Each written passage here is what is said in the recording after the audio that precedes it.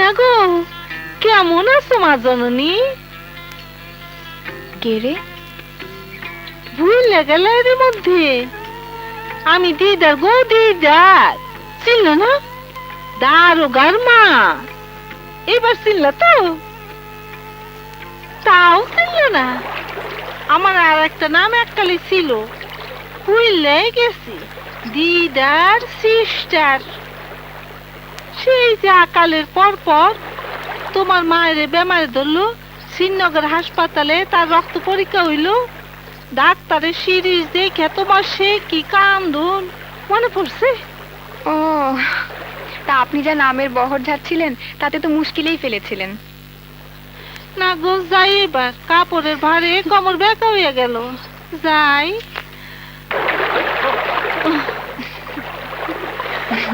ছেলে পুলে না হোক, লোকে ডাকে দারোগার মা, বরটিকে যদি দেখতে। খুব ছেলে মানুষ নাকি বুড়ো থুড়ো?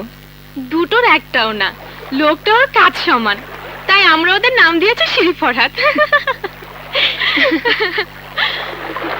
তুই বাড়ির দিকে যা, আমি একটু পুকুর ঘাটে যাচ্ছি।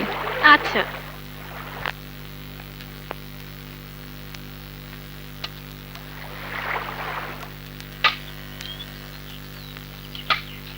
কই গুদুনির মা, পান খাওয়া হলো তোমার? এই যে ছোট বিবি ওই আইলো। একদলা পান খাবে, তাও এত দেরি?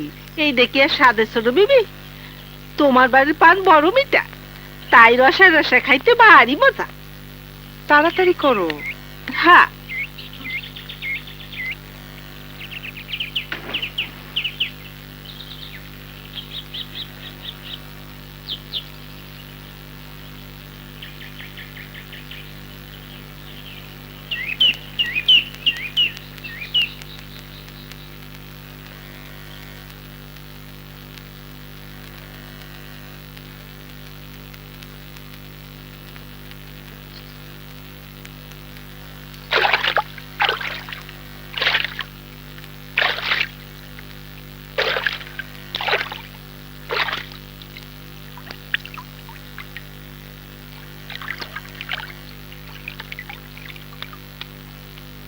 আপা, ছোট চাচা আপনার ডাকে।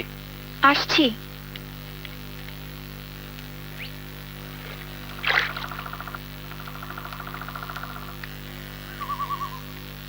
মামি ডেকেছেন? মোর্শেদ এসেছে। শহরে মানুষ সাঁঝের বেলা চা নাস্তা খাবে, ভাত খাবে না, তাই তো তোকে ডাকা। এক কাপ চা করে দে তোর নিজের হাতে, আমি করলে আবার বলবে দুধ চিনির শরবত।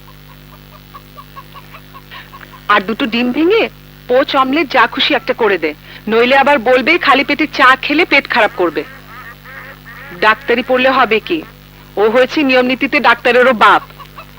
সোহেলি, তুষের হাড়ি থেকে দুটো ডিম বার করে দে তো। আনছি মা।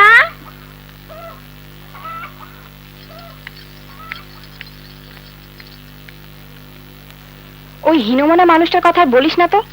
নিজের সম্প্রদায়কে সে কি করে বিশ্রী কথার সাথে তুলনা করতে পারে? কিন্তু তাতে তোমার কি ক্ষতি হয়েছে? তুমি তো দিব্যি বড়লোকের ঘরে জন্মে শহর থেকে আরামে এসে বড় হয়েছো, ভবিষ্যৎ উজ্জ্বল। তোমার এত জাত জাতি নিয়ে মাথা ব্যথা কিসের? তবে এসব নিয়ে কিন্তু দেশে মাথা ঘামাচ্ছে একজন। সে আবার কে? দেখবে হঠাৎ একদিন এসে হাজির হয়েছে। ও, নিজের বরের বাহাদুরি হচ্ছে না? তবা তবা, সে আমার বর হলে আমি ধন্য হয়ে যেতাম, হলে তোমার বর হতে পারে। এলে দেখবে সুঠাম দেহ, কি খোলতাই চেহারা, তারুণ্য আর উদ্দীপনায় ভরা।